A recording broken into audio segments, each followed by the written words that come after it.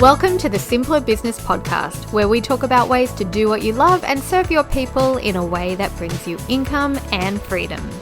I'm your host, Marissa Roberts. Join me as I chat with my favorite entrepreneurs about how they simplify their biz so that you can simplify yours. Our chat today might be a little bit noisier than usual. I am working from my bedroom today. I love working from bed, and I know that's not for everybody, but for me, the ultimate cozy time. I love getting work done while I'm snuggled up in cozy covers. I have my cat Bob next to me. He has a little bell on his collar, so he might do a cameo and you might hear a little jingle, but you also might be hearing some trucks in the background today and some renovation noise because next door is doing some cool renovations.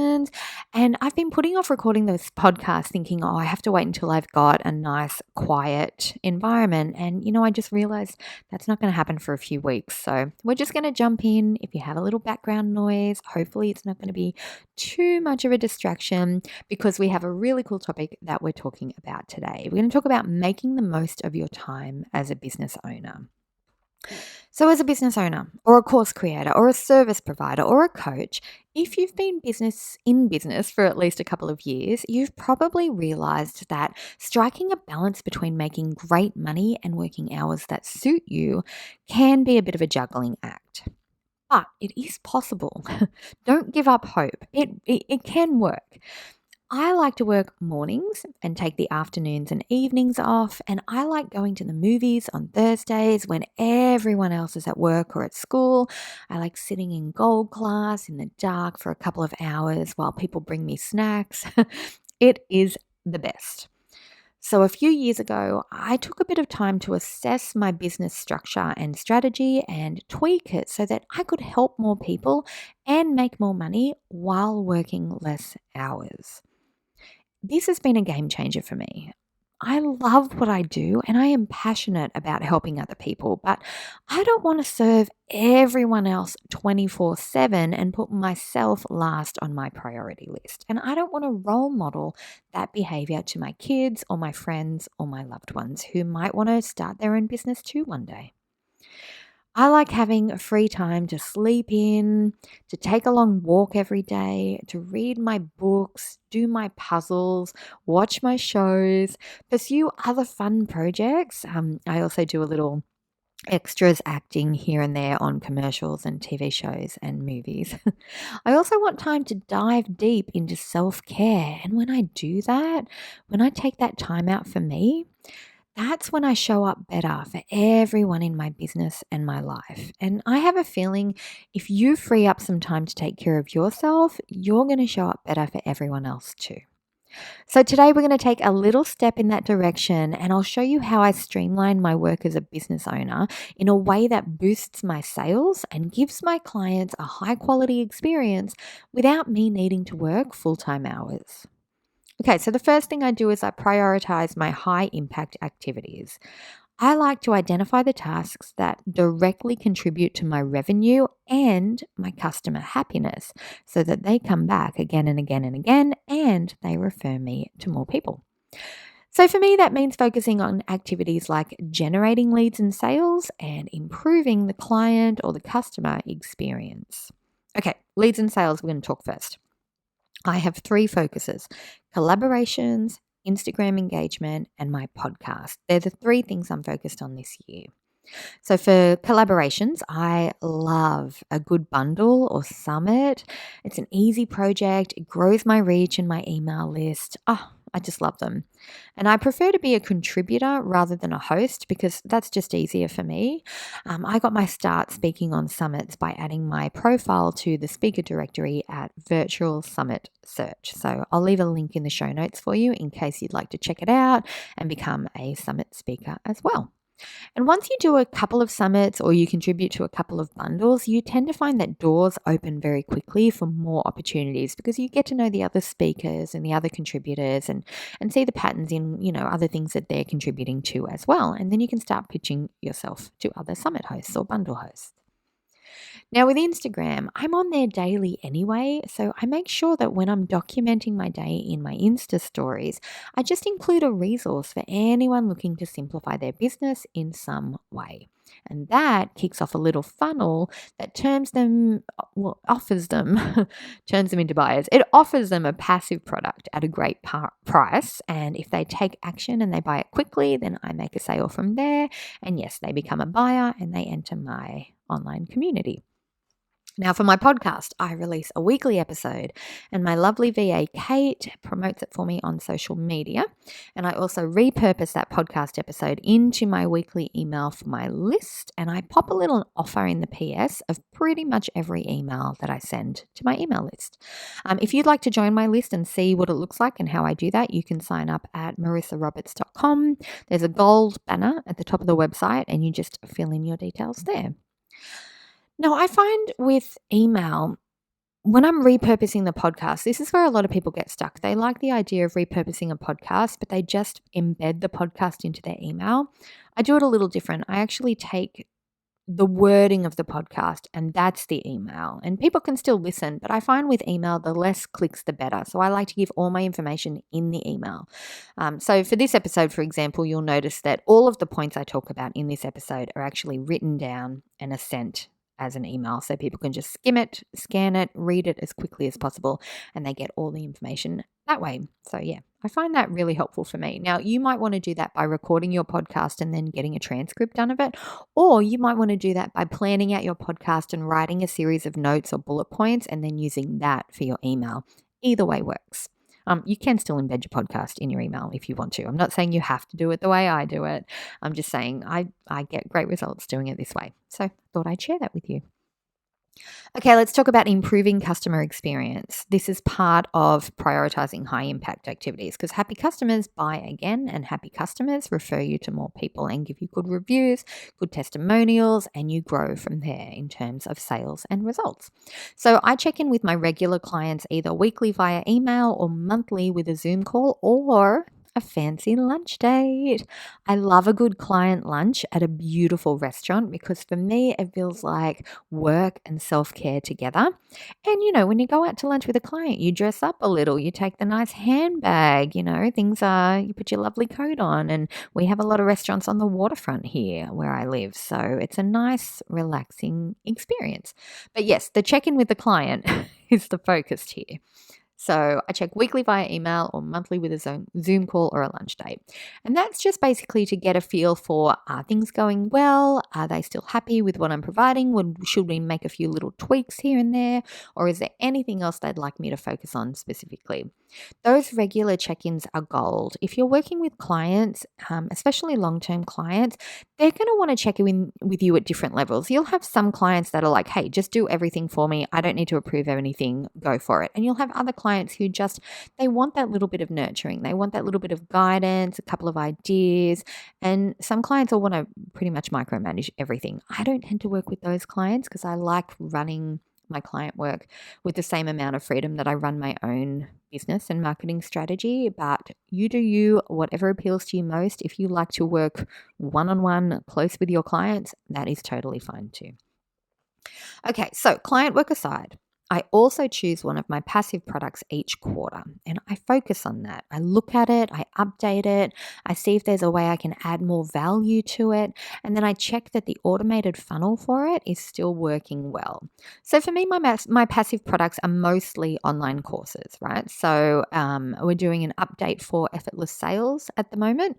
It's a really good course. It has a lot of good information, but I originally created as a text-based course and we're adding videos to it and a couple of new modules just to really up the value.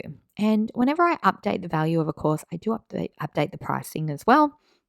That's something that I find is a really good time to increase the price is when I'm adding more value to the program. And the funnel is really important there too. I actually go in as a customer and I test it out and I make sure that it's still working really well, especially if it's a product that I haven't been marketing recently and have kind of forgotten about. I want to make sure people actually can buy it successfully and that there are no broken links or out-of-date emails or anything that points them in the wrong direction. So that's what I choose. Choose a product each quarter and I focus on that. And then I also look at one of my service delivery processes or an internal process, and I take a look at something and see if there's a way that I can streamline it or automate it more. I find that new software or new trends or new process ideas tend to pop up online every few months, and I get a lot of ideas from the AppSumo website. So I'll link you to them in the show notes as well. But yes, that's the three ways that I improve my customer experience so that I I get more sales. All right, the next thing we're going to focus on is flow state time blocking for feel good efficiency. So, time blocking, that, if you haven't heard of it before, that just involves dedicating specific blocks of time to particular tasks. Now, if you're in the corporate world, time blocking is very handy because you might have times that you have meetings, times that you do project work, times that you check your email, that sort of thing. Now, for me, because I only work a couple of hours each day, time blocking is very simple and easy. So, I work in the mornings and I have 3 time blocks for each morning. The first one is communications. It's just 10 minutes. I go in and I check my email and I reply to emails that are urgent and important, and I snooze or archive or just leave the rest. That's it, 10 minutes. When you give yourself a really short time frame, you are naturally more productive because you've got to get it done in that time. And it means that you're less picky about the wording that you're using with replies, and then you're more straightforward and people take you more seriously the less fluffy you are in email. Next, for my second time block for the morning, I do a 90-minute flow state work session. And this is usually focused on a project that I'm doing for my business or on a batch of work that I'm doing for a specific client. And I just plug into my calendar what I'm working on which day for that 90-minute session. Now, I find that really helpful too, because if a client comes to me and says, "Oh, can you also do this activity for me?" Well, I've got my flow state times built into my calendar and I assign a batch of work to each of those flow state sessions. So when a client asks me to do something that's outside of what I ordinarily do, or if I get a new project that I want to take part in, I actually look at those flow state sessions in my calendar, find an open one that I haven't assigned a task to yet, and then if I have an open one, that's when I say yes to that activity. So yeah, I do a flow state session, and then after that, my third time block is I wrap it up with communications again. So this is when I check WhatsApp. I do a lot of customer service for my business and my clients through WhatsApp. So I check all the groups in there for any questions that I need to reply to or any other tasks that I then need to schedule into flow state times in the future. And then I wrap up with a final email check. I just have a little quick look before calling it a day work-wise, because you never know when, a random email is going to come through. So anything urgent and important gets dealt with on the spot. Anything else gets snoozed or scheduled for the future. A little bit more on flow state working. This is something that I've been learning from Ruby Lee this year. She has a fantastic productivity track with mellow music and subliminal messaging that really helps me make the most of my 90-minute work sessions. I find this really helpful for staying focused, for breezing through project work, and for keeping my productivity up without increasing my stress levels. So I'm going to leave a link to her track in the show notes so that you can check it out if you want to as well.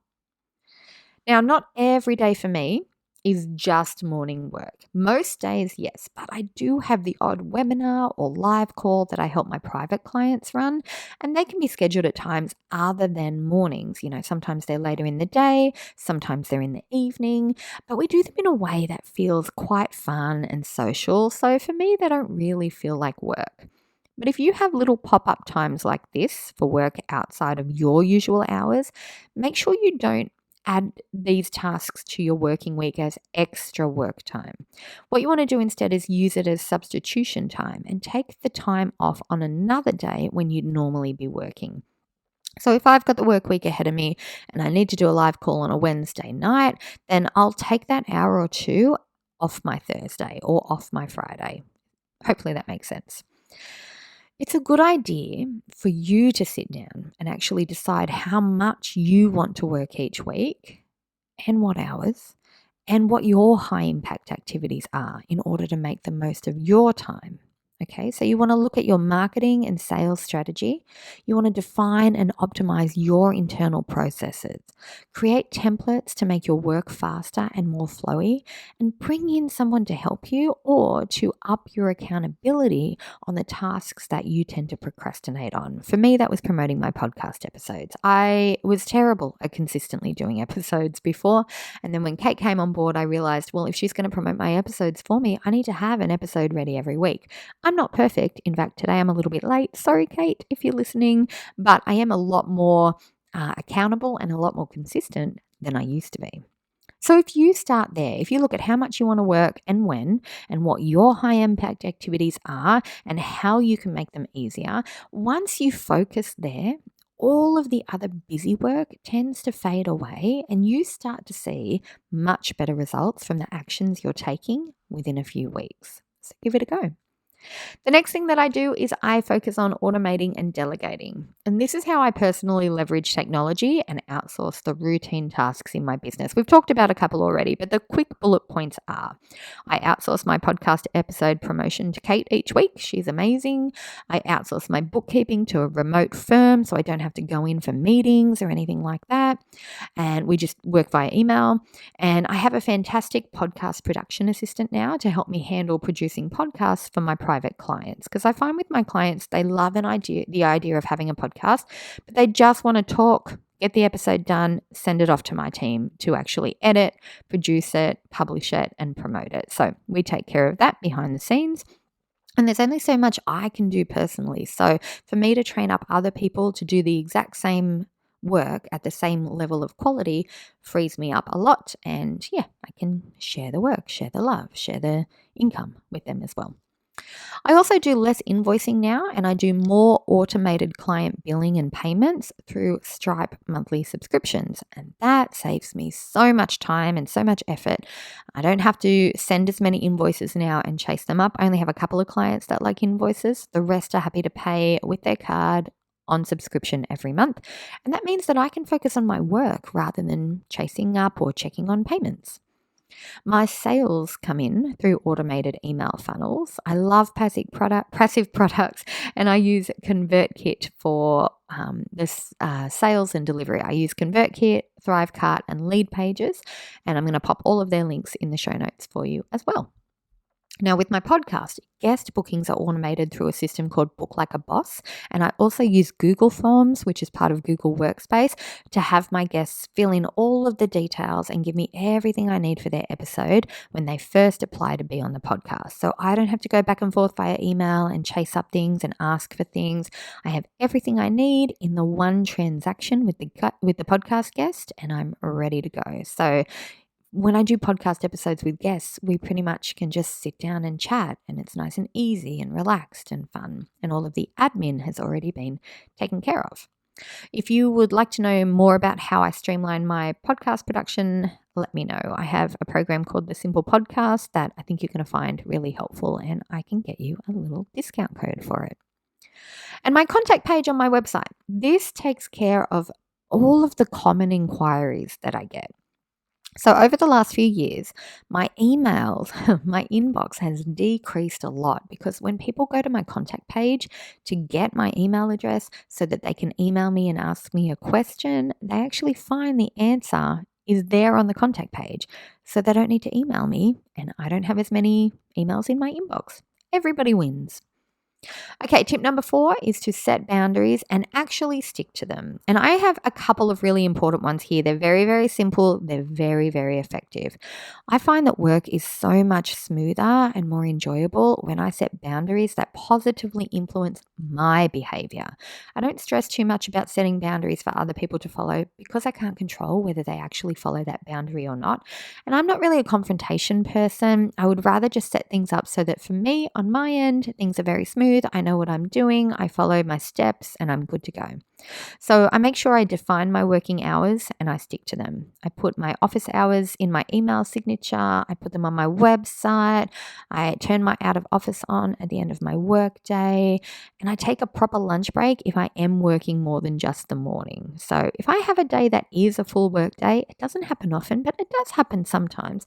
I make sure I actually take a proper break, an hour at least, for a good lunch, and I'm not thinking about work or working while I'm eating. And it makes a really big difference to my balance and how I'm feeling by the end of the day. I like to stick to my pricing too. I don't discount on things that I have to manually action, like providing a service or coaching or consulting. Now, I have no problem discounting passive products as a sales tactic because that's no extra work for me and it entices people to buy quickly. But for my services or my time, I charge well for that. I offer tiered packages so that if someone's on a budget, they can still work with me. But if they want my full service, I can only deliver that for a handful of clients. So my pricing needs to reflect that. And it's worth it for my clients because I deliver high quality and I have the time and the space to focus on them when I charge better and have less clients as a result. Okay, so those are the ways that I make the most of my work time, and I enjoy flexibility and balance as a business owner without having to sacrifice my income. In fact, the more I stick to these guidelines, the more successful I am. And you can have that too. You've just got to remember that the goal is not just to work less, but it's to work smarter so that the effort you do put in leads to more sales, leads to happy customers, and leads to a better work-life balance for you. I hope you've found this episode helpful. If you'd like to chat more on streamlining your work as a business owner, come and find me on Instagram. I'll leave a little link in the show notes so it's nice and easy, and I will see you in the next episode. I hope you enjoyed this episode of the Simpler Business Podcast. If you did, please subscribe, rate, and review us on Apple Podcasts. There's a link in the show notes to make it nice and easy for you, just the way we like it. If you're ready to simplify and scale your business, you can get started with my free audio class at marissaroberts.com. See you next time.